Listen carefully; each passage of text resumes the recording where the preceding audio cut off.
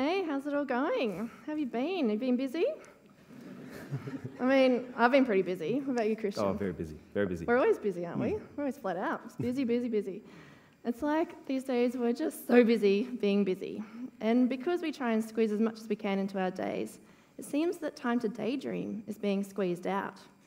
I mean, when you think about it, the times when we used to daydream a lot, like when you're sitting on the bus or you've got a bit of time between meetings, or that awesome time when you first wake up in the morning and you're just lying in bed with your thoughts. I mean, you think about it, you don't really just stare into space and daydream anymore. We just try and fill every spare moment. We find something else to do. And when you think about it, you're not staring into space, you've probably got your phone in your hand. Every spare minute, what do? Pick up your phone, check those red notification numbers again. It's terrible. I mean, I'm guilty of it. First thing in the morning, it's embarrassing, really. And you look at kids. I mean, kids, they're great at daydreaming. And then we send them to school and we tell them to pay attention and concentrate. And sadly, it seems that daydreaming is becoming a bit of a waste of time. That's how we see it. You're staring into space, looks like you're doing nothing. I mean, that can't be good. You don't look very busy. And I think we're daydreaming less and less, which is quite scary. The thing about daydreaming is that it's a habit. And if you fall out of the habit, you can almost forget how to do it. But the good news is today we're here to talk about daydreaming, why we think it's a skill, why it's a skill that we think is worth learning to do again, and a few ways that we can help our brains get back into the habit of daydreaming. Yeah, so as Marianne was saying, it's a recent thing, or we believe that it's a kind of a recent thing, and it's mainly because of tech. We're all kind of on it. Actually, I've got a story for you. Back in 1990, there was a train, and this is really, really cool, but there was a train that was going from London to Manchester, and unfortunately it broke down halfway. And so immediately people thought, oh, okay, we're stuck on this train, but it was stuck there for hours. And thinking, oh crap, how do we get off this bloody train? Instead, they just went straight to the newspaper, straight to the magazines, because they didn't have phones, or else they would have gone to that. People started talking amongst themselves. But there was one person, there was this 25-year-old female who was she was a research assistant actually for Amnesty International.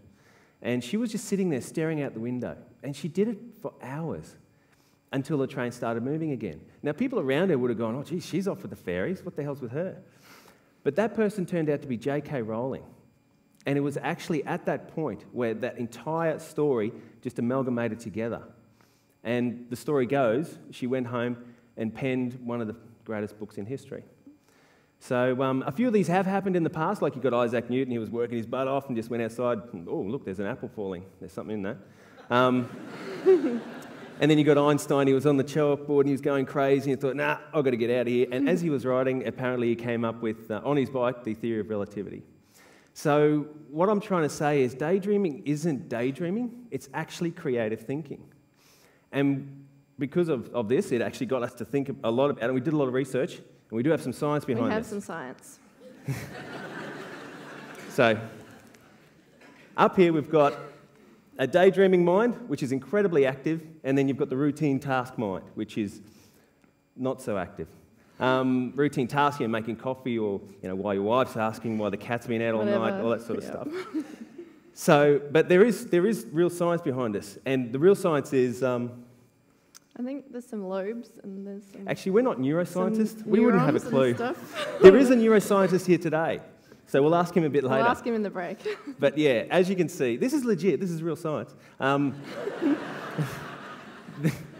got it from a journal. There's glowy bits are good and not so good. Yeah. I guess, we went looking for the science to put a bit of credibility into our talk today. But I guess it's also something that we've just inherently known. We do feel quite lucky that as part of our job we get to daydream. So it's just something that we've known, and the science is just backing it up. But we're quite lucky that we have this job, and it's why we love our job, that we do get to daydream. And I guess we work as advertising creatives. We try hard not to be advertising wankers. I'm a writer and Christian's an art director, so pictures, she does words and pictures. Yep. And we work together in a team to come up with ideas. And we realised that not everyone realises what's involved in our job. And I think our dads still don't really know what we do. So we thought we'd show you a little bit of our work really quickly before we move on. Okay, so this is a job that I was involved in it was a couple of years ago now. So hopefully some of you might have heard. It was called Best Job in the World. Now, this was an awesome opportunity for us. It came in, it was a brief from Tourism Queensland. The problem that they gave us was that people going up to, or coming over from around the world to see the Great Barrier Reef were staying on the mainland. So they said, all right, we need to get people to stay on the islands. Now, as we were going through the brief, there was another problem that kind of occurred, which was the budget.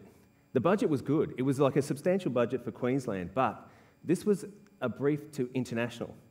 And with the money that we were given, we couldn't afford press ads in magazines and newspapers and all that sort of stuff. We couldn't afford to buy any sort of TV spots, which is what tourism advertising is.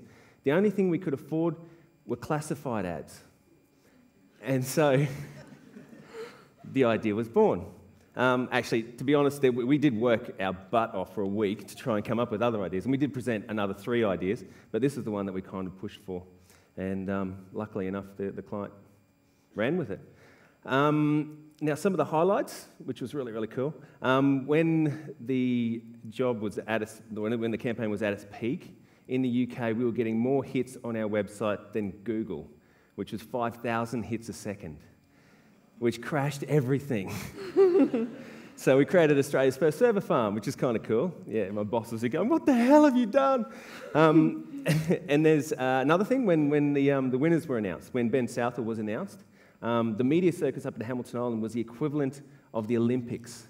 And when they broke the news, they broke transmission on CNN, BBC, and Sky News globally to announce the winner. So you can't buy media like that. It was awesome. And lastly, this is the pinnacle of when you think you've done something great. My mum applied. And when I said to her, look, I'm sorry, Mum, bit of a conflict of interest, I'm involved with it, you can't do it. She said, look, dear, I'm sorry, but you do ads, this is a job. Okay, go for it, Mum. So one other piece of work we wanted to tell you about today, one that Cristian and I worked on quite recently for the University of Queensland. So they came to us with the problem. They wanted to get UQ on the radar for international science students. So the solution we came up with was, let's promote your most boring experiment. And this is the pitch drop experiment. It's been going for 86 years. It's the longest running lab experiment in the world. And we came up with a website where people could, we put a live cam on it, people could log their watch. And this is a still shot, but it's basically the same as the real thing. And yeah, it's been running for 86 years, and every 10 or so years, a blob of tar drops and it demonstrates viscosity. But the thing is that it's cursed. There's something weird about this blob of tar. No one's ever seen it drop. And one year they were watching it, went and got a coffee, came back, it had dropped. Another year, they had cameras on it. It's like, we're not going to miss it this time. Then there was a power outage, the cameras failed, they didn't get anything. And then, even sadly, the professor was watching it, the custodian was watching it for decades. It was quite old, and he passed away sadly last year without ever seeing it drop. So there was so much enigma and curiosity around it that putting up this website, we managed to attract nearly 400,000 people from around the world to check it out, and they had to click a button every 5 minutes to say they were still watching it. Just to annoy them, yeah. And they managed to log like 35 years worth of watching in just 6 months, and all just to get their chance, to be in the history books. And still no one has seen it drop. So those are just 2, I guess, examples of what we do. Primarily, I guess, our job is to come up with ideas.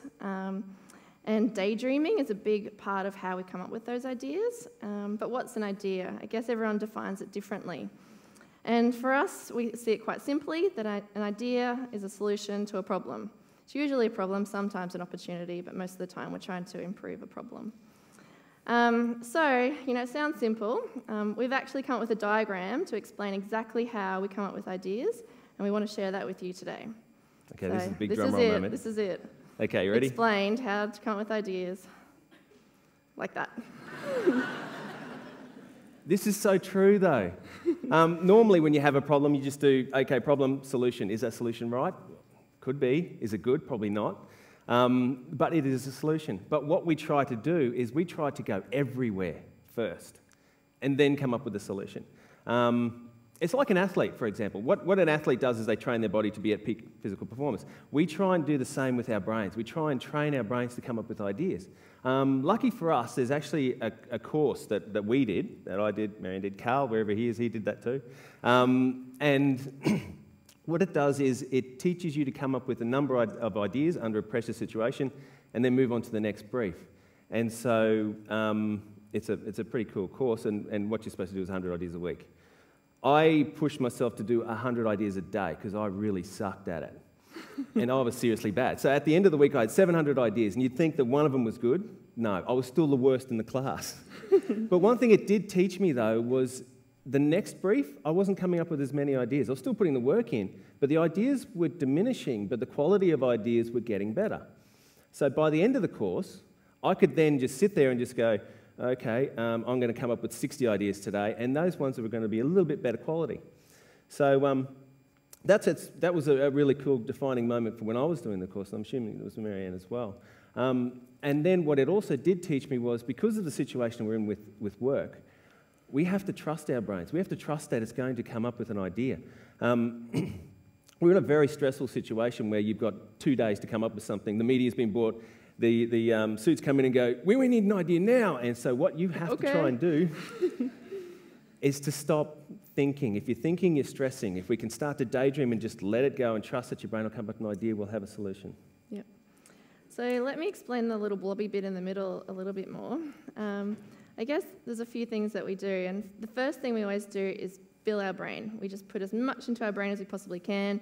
Jam it full of information and insights, experience the problem, talk to people about the problem, just put everything in there, all the inputs, shove it all in. So that's the hard bit, you have to put all that in. You can't skip that step, you've got to do it. But then after that you get to do the fun bit, and that's the daydreaming bit. And that's when you just let your brain relax. And our brains are actually quite good at sorting things out for us. The most interesting, the most powerful bits seem to just rise to the surface if you let your brain relax and sort it out.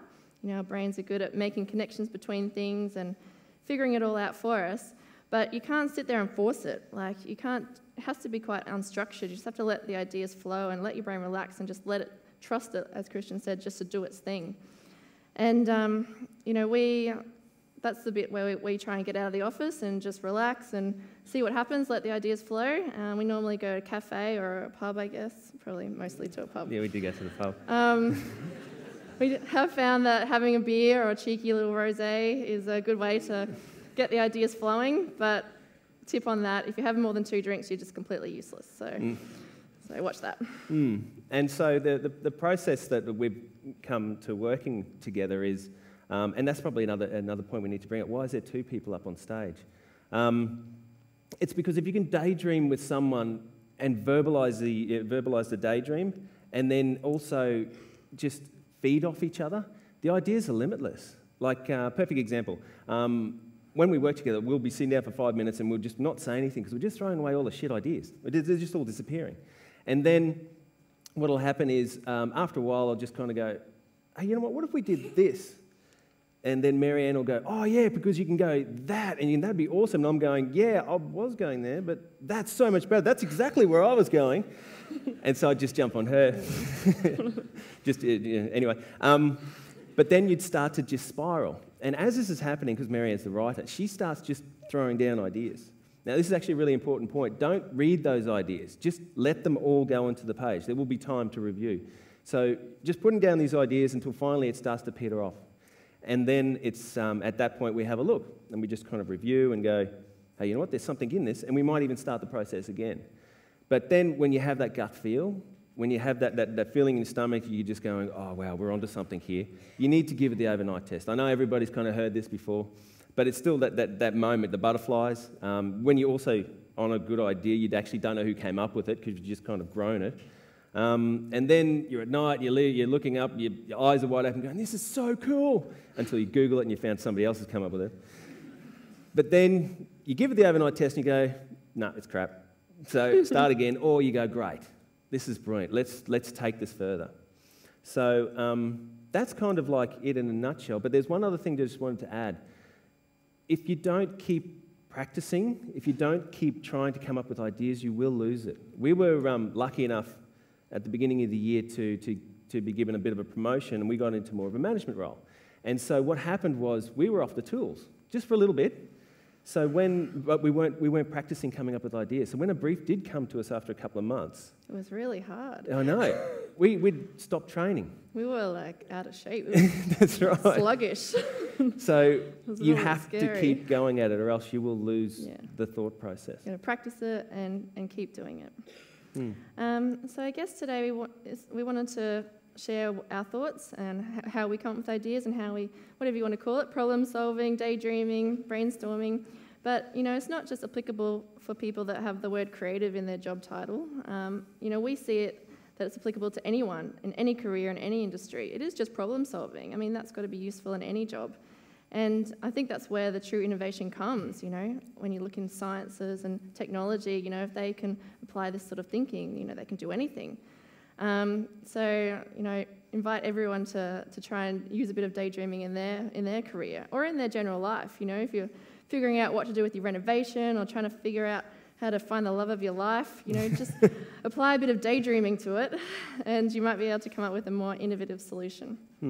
And if there's one thing that I wouldn't mind you guys leaving with today, if you have children, a boy or a girl, or nieces and nephews, and you start to see them daydreaming, and they're kind of getting into it, and it's annoying you, they're tapping, or they're doing something stupid, don't let them stop. They're rewiring their brain. Let them fulfill that daydream. Let them go off. They'll probably be on the iPad in 5 minutes anyway. So, let them go. Like, I've got a quick story to tell you. When I was young, I was a daydreamer. I was sitting in class, and my mum and dad went to the parent-teacher interview, and the teacher said, "Kid's a daydreamer. He's off with the fairies all the time." But my mum said, "Look, to get him back in the room, just smack him on the back of the head." And he'll just immediately come back into the room. So I'm saying not to bring corporate punishment back into it, but let them go. Let them daydream. Yep.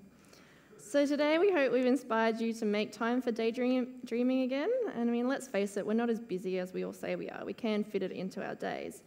And you can imagine, though, what if JK's train didn't break down? You'd hope that she made time for daydreaming anyway. I hope that she, would get that story done anyway. So when you make this time, give it a good amount of time, but try and do uninterrupted time. Put your phones away. Ignore those red notification numbers for a little while. Our last picture, this is Christian's phone. You can see he's excellent at ignoring the red notification numbers.